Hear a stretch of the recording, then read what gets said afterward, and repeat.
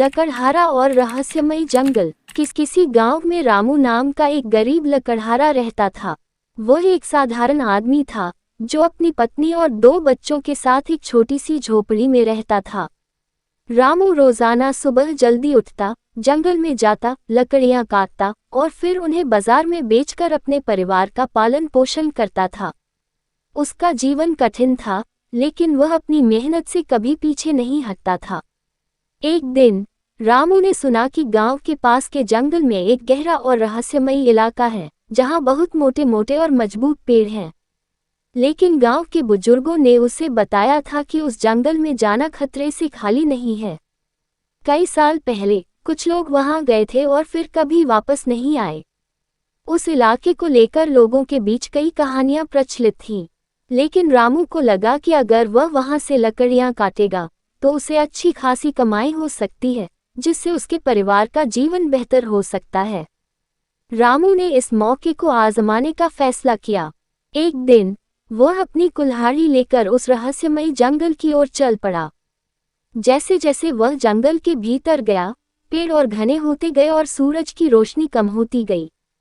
हवा में एक अजीब सा सन्नाटा था जो रामू को थोड़ा बेचैन कर रहा था, लेकिन उसने हिम्मत नहीं हारी और आगे बढ़ता गया। कुछ देर बाद रामू ने एक बड़ा और सुंदर पेड़ देखा। उसने सोचा, अगर मैं इस पेड़ को काट लूं तो आज के लिए पर्याप्त लकड़ियां मिल जाएंगी। उसने अपनी कुल्हाड़ी निकाली और पेड़ काटने लगा।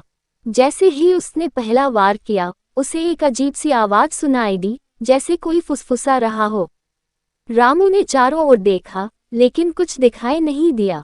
उसने इसे अपने दिमाग का भ्रम समझा और फिर से पेड़ काटने लगा। लेकिन इस बार आवाज तेज हो गई और ऐसा लगा जैसे कोई उसके कानों में कुछ कह रहा हो। रुको, ये पेड़ मत काटो। एक धीमी लेकिन गंभीर आवाज आई। रामू चौंक गया और तुरंत काम रोक दिया। उसने चारों ओर देखा, लेकिन उसे कोई भी नजर नहीं आया। कौन हो तुम, और तुम मुझसे बात क्यों कर रहे हो? रामू ने घबराते हुए पूछा। एकाएक उस पेड़ से एक दिव्य आकृति प्रकट हुई। वह एक देवता थे जिनका चेहरा दयालु था, लेकिन आंखों में एक गंभीरता थी। मैं इस जंगल का रक्षक हूँ, देवता ने कहा। ये पेड़ विशेष है, इसे काटने की अनुमति नहीं है। रामू ने तुरंत माफी मांगी और कहा, मुझे माफ कर दे महाराज। मैं नहीं जानता था कि यह पेड़ विशेष है। मैं केवल अपने परिवार के लिए लकड़ियां काट रहा था। देवता ने रामू की बात ध्यान से सुनी और फिर कहा, मैं तुम्हारी ईमानदारी से प्रभावित हूँ। तुमने पेड़ को काटना बंद कर दिया जैसे ही मैंने तुम्हें रोका। इसलिए मैं तुम्हें एक वरदान देना चाहता हूँ। रामू ने सिर झुकाकर देवता का आभार व्यक्त किया। देवता ने उसे एक जादुई कुल्हाड़ी दी और कहा, ये कुल्हाड़ी साधारण कुल्हाड़ी नहीं है। जब भी तुम इससे पेड़ काटोगे, ये पेड़ को नुकसान पहुंचाए बिना उससे लकड़ियां काटेगी। और जितनी लकड़ियां तुम काटोगे, वह खुद ब खुद दुगनी हो जाएंगी। लेकिन याद रखना, इस कुल्हाड़ी का उपयोग केवल जरूरतमंदों के लिए ही करना। रामू ने देवता की बात को समझा और उनका धन्यवाद किया। देवता ने उसे आशीर्वाद देकर विदा लिया। रामू खुशी खुशी अपने गांव वापस लौटा। उसने उस जादुई कुल्हाड़ी की मदद से लकड़ियां काटी और उन्हें बाजार में बेच दिया। उसकी लकड़ियां इतनी अच्छी और मजबूत थीं कि लोग उसे अच्छे दाम देने लगे। धीरे धीरे रामू की आर्थिक स्थिति सुधरने लगी और उसका परिवार सुखी हो गया।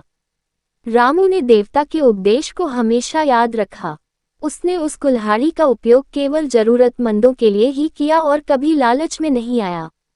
उसकी ईमानदारी और मेहनत के कारण वह गांव में सबका प्रिय बन गया और लोग उसकी प्रशंसा करने लगे। इस तरह रामू की मेहनत, ईमानदारी और दिव्य सहायता ने उसकी जिंदगी बदल दी। उसने साबित कर दिया कि अगर इंसान मेहनत और सच्चाई के रास्ते पर चलता है, तो उसे कभी निराश नहीं होना पड़ता।